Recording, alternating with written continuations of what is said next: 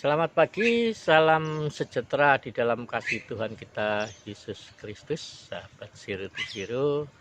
Pagi ini kembali kita berjumpa dalam edisi 10 menit yang menyegarkan jiwa Anda. Mari pagi ini saya akan mengajak saudara untuk membaca di dalam Injil Yohanes pasal yang ketiga.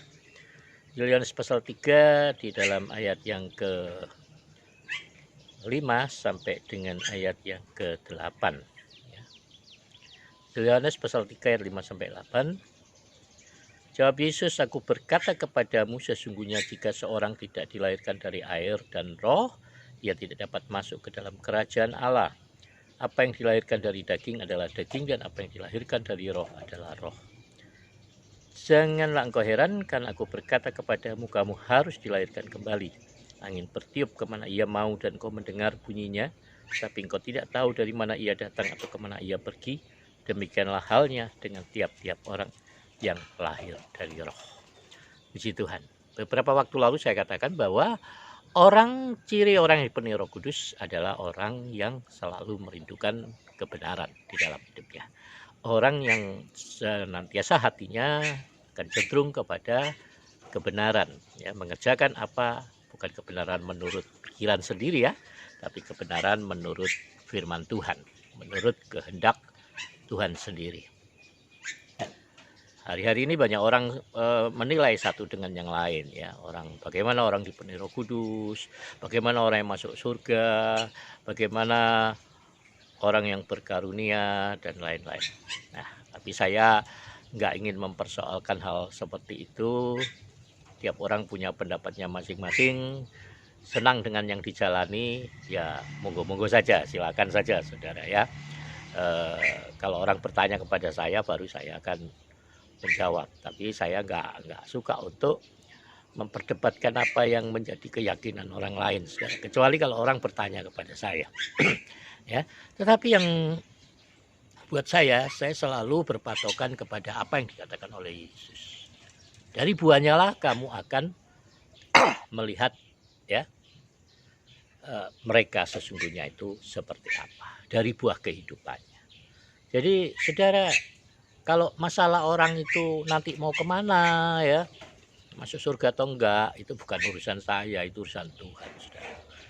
Tapi saya selalu katakan kepada orang bahwa menurut pendapat saya, iman saya, ya Yesuslah satu-satunya jalan ke surga, saudara.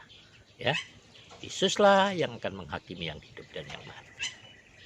Jadi mari kita, kalau kita mempercayai Yesus, saudara, maka firman Tuhan katakan engkau wajib hidup sebagaimana Yesus hidup. Ya, engkau wajib hidup sebagaimana Yesus hidup. Jadi Yesus selalu hidup dengan perdamaian dengan semua orang, saudara ya. Dia memang menegur kesalahan orang, tapi dia sebenarnya nggak pernah menyerang keyakinan orang lain kan. Ya.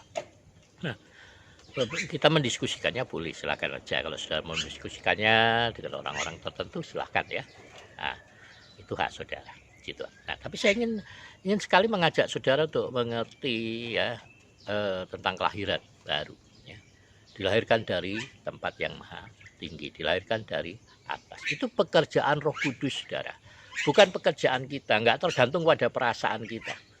Itu mutlak adalah pekerjaan Roh Kudus di dalam hidup saudara. Tetapi bagaimana orang bisa dilahirkan dari roh? Bagaimana kita bisa tahu tanda-tanda orang dilahirkan dari roh? Apakah karena bahasa roh? Tidak, saudara. Tapi sekali lagi, Roh Kudus adalah roh kebenaran. Jadi orang yang dilahirkan oleh roh, Nikodemus bertanya, di mana orang bisa dilahirkan kembali? Kalau ia sudah tua, dapat ia masuk ke dalam rahim ibunya lalu dilahirkan kembali. Itu pikiran manusia, saudara. Ya, tidak seperti itu. Tapi dilahirkan dari roh adalah berarti perubahan hidup, perubahan dari dalam hati kita yang terdalam, saudara. Ada satu perubahan, saudara. Ada satu perubahan yang membawa kita kepada kebenaran, perubahan yang membawa kita kepada kebaikan, perubahan yang membawa kita kepada kemurahan. Saya ingat dulu ya, mungkin keluarga saudara, saya sangat emosian, saya sangat pemarah. Dan dulu saya sangat rendah diri, saudara. Kenapa? Karena saya bersaudara cukup banyak, lalu tinggal dengan sepupu-sepupu yang banyak juga, ya, dan sehingga ada hanya sedikit perhatian untuk saya. Dan saya mencoba mencari perhatian itu dengan hal-hal yang nggak betul, saudara, hal yang nggak baik, ya. Saya banyak terlibat dengan perkelahian dengan banyak orang, terlibat dengan hal yang buruk yang saya lakukan waktu masa remaja saya. Ya. Tapi waktu saya bertemu dengan Yesus, atau buat saya Yesuslah yang menemukan saya, saudara, bukan saya yang menemukan Yesus, tapi Yesuslah yang menemukan saya. Saya melihat perubahan itu di dalam jiwa saya. Jiwa yang selalu tertekan, jiwa yang selalu gundah, jiwa yang selalu sedih, jiwa yang selalu haus dengan kasih sayang, haus dengan perhatian orang, itu Tuhan ubahkan. Hari-hari ini saya tidak lagi haus dengan perhatian orang. Saya tidak peduli orang perhatikan saya atau tidak peduli saya, tapi saya punya hati yang lebih peduli kepada orang lain, hati yang lebih memperhatikan orang lain. Saya terus belajar bertumbuh, saudara, tidak secara instan, ya, perubahan tidak secara instan, tapi saya terus berubah dari hari ke hari. Saya percaya bukan hanya saya yang menyadari perubahan itu, tapi pada akhirnya orang-orang di sekitar saya menyadari perubahan hidup saya. Itulah pekerjaan Roh Kudus. Yesus katakan pekerjaan Roh Kudus seperti angin. Saudara, saya tahu dari mana angin? Ya, dari aksi yang ditimbulkan oleh angin itu. Kedua, dari reaksinya. Jadi sebenarnya orang dilahirkan oleh Roh Kudus, nggak ada orang tahu, saudara. Yang tahu itu dia sendiri. Kenapa? Saat dia merasakan ada perubahan dalam hatinya. Saya rasakan waktu saya pertama kali dilahirkan baru, hati saya diliputi oleh sukacita yang nggak dapat saya katakan, sehingga saya menyanyi terus sampai teman saya bilang mulai gila ini anak ini. Ya, ada sukacita yang nggak tertahankan. Ya, ada sukacita, ada kegairahan baru, ada semangat baru yang dulunya saya mudah untuk putus asa. Saya pernah mencoba bunuh diri 2 atau 3 kali, ya, tapi untung Tuhan berkemurahan dalam hidup saya. Ya. Dan sukacita itu membuat saya terus mau bertumbuh dalam Tuhan. Ada banyak kegagalan yang saya alami, kesalahan-kesalahan yang saya lakukan, bahkan sampai hari ini, bahkan sampai kemarin, saudara. Ya, ada banyak godaan-godaan untuk kita kembali kepada dunia ini, kembali kepada hal-hal yang lama. Tetapi Roh Kudus terus menolong, memampukan saya. Nah, Roh Kudus seperti saya katakan kemarin memimpin kita untuk masuk ke dalam seluruh kebenaran. Jadi itulah yang Roh Kudus kerjakan, saudara. Saat engkau dilahirkan baru, mula-mula engkau sendiri akan tahu itu. Kemudian orang-orang sekitarmu akan tahu. Cepat atau lambat mereka akan tahu. Ada perubahan di dalam hidupmu, ada perubahan di dalam dirimu, ada perubahan di dalam wajahmu, saudara. Wajah yang selalu tertekan, ini pasti ada perubahan, penuh dengan senyuman. Ya, bukan perubahannya tambah bundar kayak gini, bukan. Berat saya naik ini lumayan selama masa pandemi ini, tidak pernah olahraga ini. Ya, mau olahraga lagi kok malas gitu ya. Ayo, tapi harus didorong untuk berolahraga lagi. Ya.